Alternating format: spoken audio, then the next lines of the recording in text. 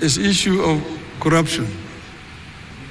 See, corruption is not confined to the counties, and I'm happy that the president talked about this. I talked about it the other day. Our society will not develop until we manage this animal, this beast called corruption. And it is in all aspects of our lives. First, you talk about executive. It is rampant in the executive.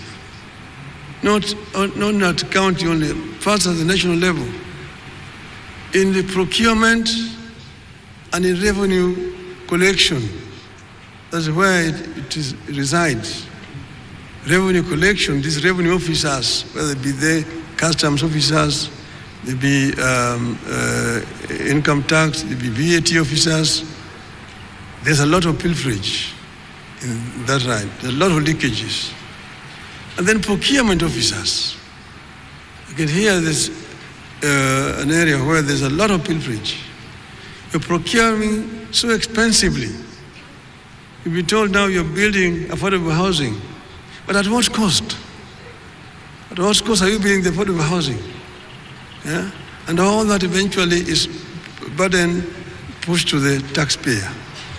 So this is an area where we need to face these enemies of our society squarely in procurement and in revenue collection. The other area here is, and this is both at the national and at the county level. Then go over to the legislature.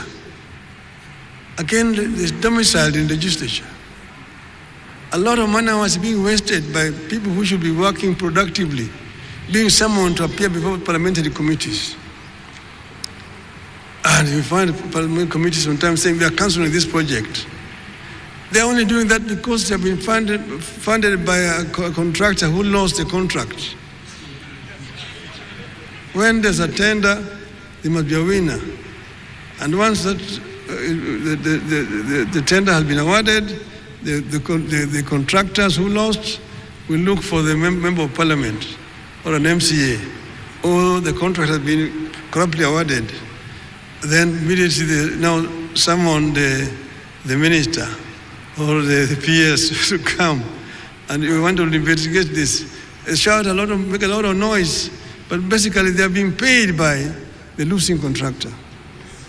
As they've been doing this, you find the contract has been properly awarded, is suspended, is cancelled, and you know the financial year is very short. By the time you awarded the contract, it is September. If somebody goes and suspends it, you will be into the new year. The whole financial year is wasted, money is not spent. So Parliament must also be brought in on board properly, because Parliament is also actually impeding implementation of government projects by being corrupted by contractors. And then, come over to judiciary. Judiciary is also not blameless. When some people tell you that rather than wasting my money in hiring a lawyer, I'd rather bribe a judge, and I will get whatever I want. A criminal, somebody that committed a crime, when he's supposed to be arrested, rushes to court, and when they go to court there, gets an order to stop him from being arrested. So the judiciary is a major impediment also. So the corruption resides also in the judiciary. And you come down to the private sector. The private sector is also not blameless.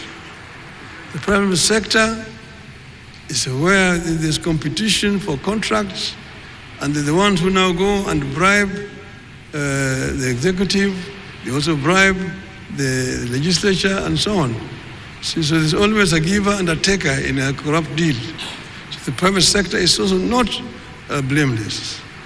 The media is also not blameless here. The media is very much deeply involved If you see the media saying, oh, we are exposing corruption here, they have been paid. But we have done a professional investigation exposing corruption in the legislature or in judiciary, in the executive. They themselves have been paid to do what they're doing. So the media is not blameless in this one here. So we need to deal with this issue squarely by looking at this animal called corruption, the face, and dealing with it. That's the only way that our country will be able to move forward.